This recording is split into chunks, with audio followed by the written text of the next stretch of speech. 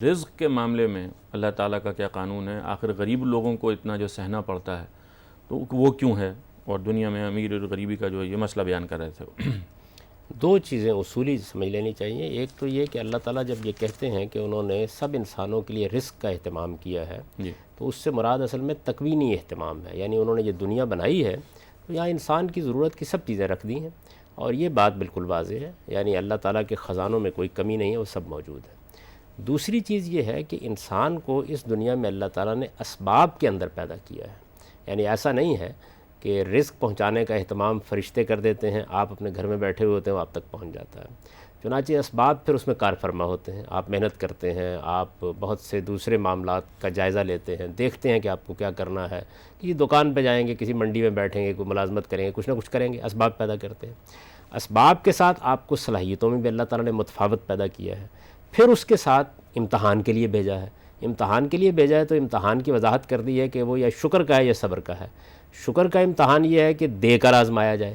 صبر کا امتحان یہ ہے کہ آپ کے اوپر کوئی تکلیف آئے گی، کوئی مصیبت آئے گی، کوئی تنگی ہوگی، اس میں آپ کو دیکھا جائے کہ آپ کیا رویہ اختیار کرتے ہیں.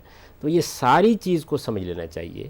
اس کے لحاظ سے اللہ تعالیٰ انسانوں کے ساتھ معاملہ کر رہے ہیں. یعنی اس دنیا کی زندگی میں انہوں نے جو کچھ دینا ہے وہ دے دیا انسان کو بحیثیت انسان. اب مختلف انسانوں نے اسے پانا ہے، اپنی صلاحیت کے لحاظ سے پانا ہے.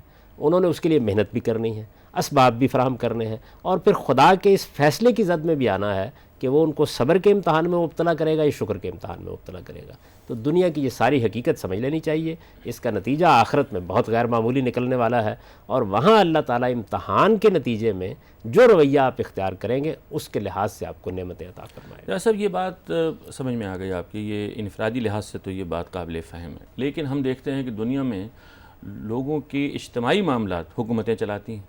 وہاں کا معاشرہ کسی سیوک کلچر کو ڈیولپ کر کے ایک جگہ پہنچا ہوا ہوتا ہے. وہاں پر ہم دیکھتے ہیں کہ ایک فراوانی ہے، خوشحالی ہے، اور دوسری جانب بحیثیت مجموعی غربت ہے. آخر یہ بات بھی تو ایک قابل عمل یعنی ایک قابل اصلاح چیز ہے.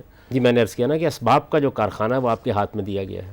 جس طرح فرد کی حیثیت سے آپ کو محنت کرنی ہوتی ہے، کوئی اہلیت پیدا کرنی ہوتی ہے، کوئی ہنر سیکھنا ہوتا ہے، یا کوئی دوسرے اسباب فراہم کرنے ہوتے ہیں، اسی طرح قومیں بھی یہی کام کرتی ہیں. تو انسان کا انفرادی وجود، انسان کا اجتماعی وجود، دونوں اسباب پیدا کرتے ہیں.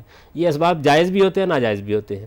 اب اس وقت دنیا میں جن قوموں کو بڑی ترقی حاصل ہے ان کی ایک تاریخ بھی ہے، اور اس تاریخ میں ظاہر ہے کہ وہ دنیا پر حکومت کرتی رہی ہیں، اور انہوں نے دنیا کے باقی ممالک کے اسباب سے بھی اپنے ہاں ترقی کے مواقع پیدا کیے ہیں. تو یہ کشمکش ہے جو دنیا کے اندر جاری ہے. اسباب انفرادی سطح پر بھی پیدا کیے جاتے ہیں، اجتماعی سطح پر بھی، اور اسباب کے نتائج انفرادی سطح پر بھی بعض اوقات انسان کی ہمت کے لحاظ سے نکلتے ہیں اور اجتماعی سطح پر بھی.